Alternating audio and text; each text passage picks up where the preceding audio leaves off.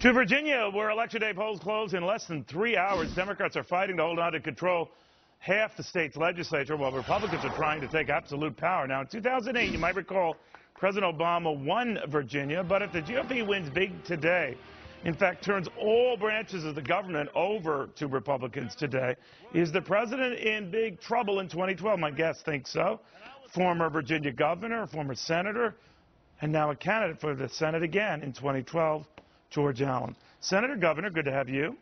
Good to be with you, Neil. And folks are fired up. I've been to the polls in Prince William and Loudoun and Fairfax counties, and I'm very optimistic that the Republicans will get a majority in the state Senate and win a lot of this as well. How many seats would it take to do that, Senator? 2 to tie, 3 to take outright control. And Neil, what I'm hearing from people all over Virginia is they're frustrated, they're upset, they're worried about the future. They see that this administration in Washington, President Obama and his allies are putting our country in the wrong direction.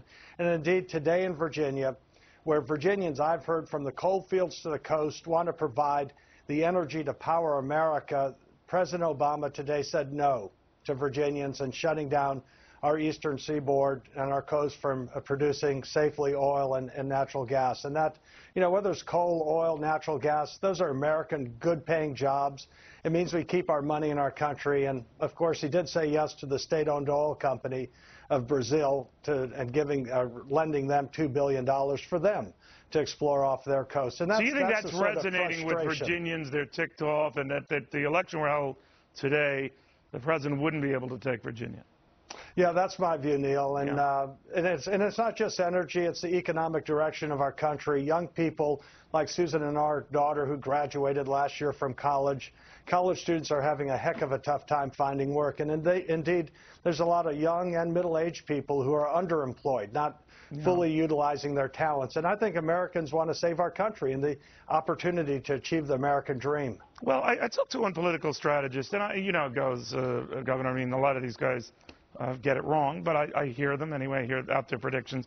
And one is something like this, that guys like you might, in fact, succeed at getting elected to the Senate. In fact, there's a very good shot that the Senate does turn Republican. But just to keep that balance of power in check, the president keeps the White House. So the Senate and the House are Republican, White House stays Democrat, 4 years of nothing getting done. What say you?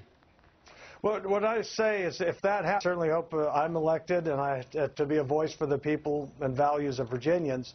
If we have President Obama in there, we can defund Obamacare. I'd like to be the deciding vote to repeal and replace Obamacare, but we could defund it.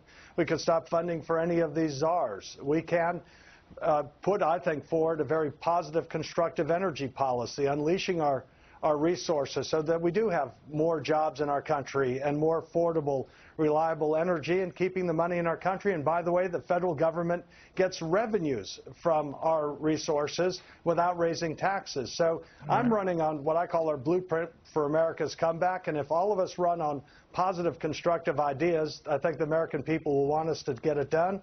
And hopefully whomever we nominate as president will have equally compelling and persuasive ideas. All right, Governor, Senator, maybe a senator again. We shall see. Good seeing you again. George Allen. Great being with you, Neil. Thank you. By the way, we did call George Allen's opponent, Democrat Tim Kaine. So far, no response. But, you know, hope always springs eternal.